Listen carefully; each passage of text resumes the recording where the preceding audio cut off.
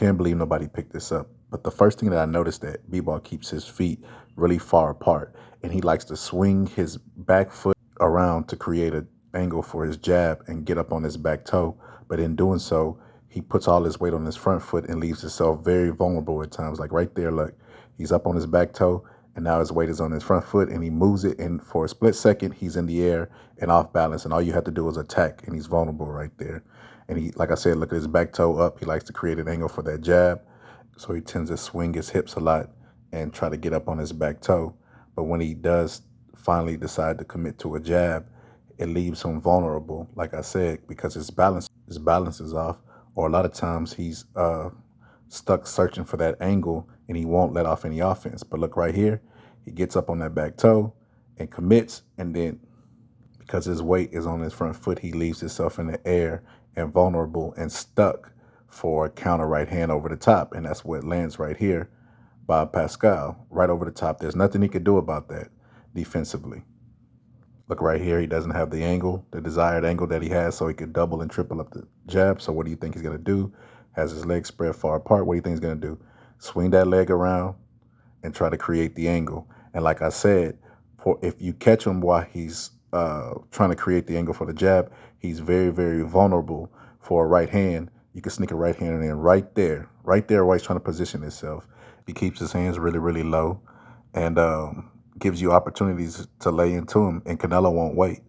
Right here, he spins around, pushes off that back foot, and has his legs too far apart and has to get his legs back under him right there because he has horrible balance, and he loves to fight off that with that back toe in the air and try to create an angle.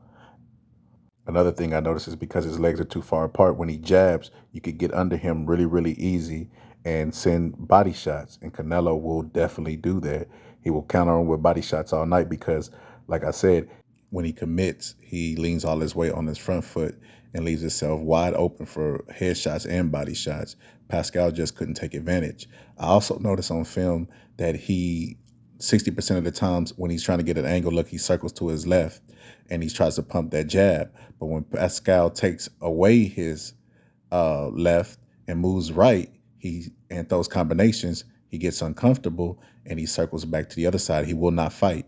You could walk him into shots that way, or just go cut the ring off the whole night, and he won't be comfortable. And I think that's what Canelo will do because he has Eddie Reynoso, and I'm pretty sure Eddie Reynoso is noticing the same thing on film, that he only fights two directions.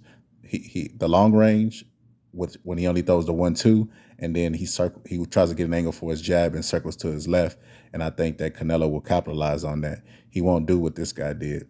Like even right here, whenever he gets uncomfortable, when Pascal closes the range on him and makes him uncomfortable, he throws a right hand and knocks him out of position. But Canelo keeps his position.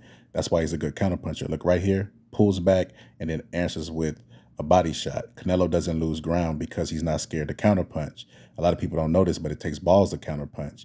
Look, he throws the right hand, he rolls the shot, and then comes back with the body shot. That's the genius of Canelo. A lot of people in boxing just repeat talking points, and they don't know anything about the sport. But look right here, Canelo takes away Kovalev's jab. He took away his jab the whole entire fight and controlled Kovalev.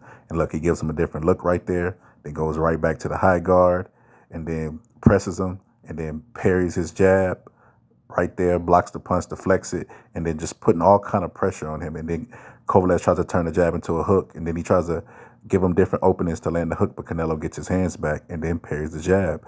That's, like I said, like a lot of people have untrained eyes in the sport. They don't know what they're looking at. They said Kovalev out-jabbed Canelo, but they don't realize how he got to the end results. He got to the end results with the subtle things he was doing throughout the fight.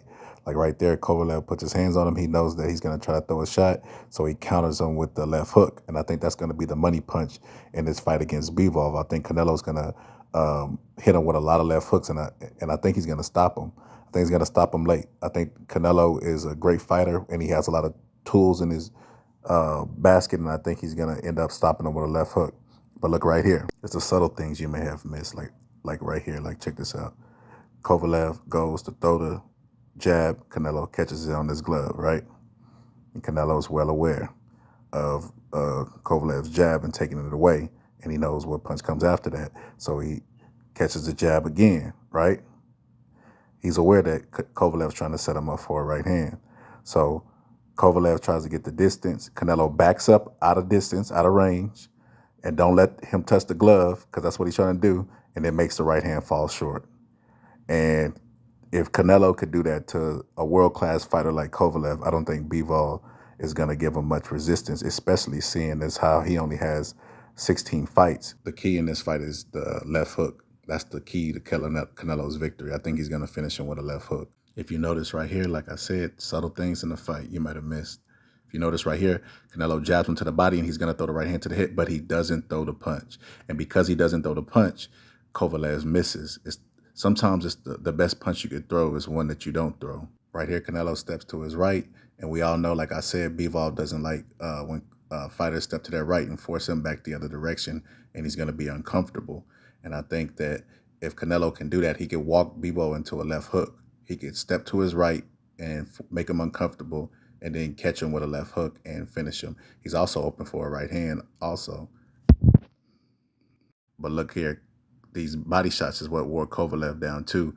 I think Canelo's going to wear Bivol down with body shots and constant pressure and making him uncomfortable. And like I said, not to mention that he's only had 16 fights up until this point. I think the anxiety will be too much for Bivol. He's never fought anybody on this level and dealt with this type of crowd. And I think that anxiety combined with Canelo putting anxiety on him in the ring will ultimately lead to a knockout. I'm going to let Bivol tell you about the pressure that he's already faced up until this point. But anyway, it's the Boxing Scholar and I'm out. Everybody tell me you make no mistakes. When you box, you make no mistakes. Good power, good footwork. I try to no mistakes. It's a very intelligent sport. It's smart sport, yeah. It's not chess, it's boxing. You have to think a lot. Also in chess, you have to think a lot, no? Just joke. Yeah. Of course. But you're in a good place. In the boxing, we don't have too much time to think. You know, in chess, you have to think. Yes. You have time. In the boxing, you have to think fast.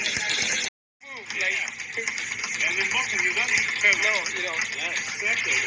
Half a second. Even sometimes you don't have a second. You have to have reflexes. Yeah. But coach, what do you think?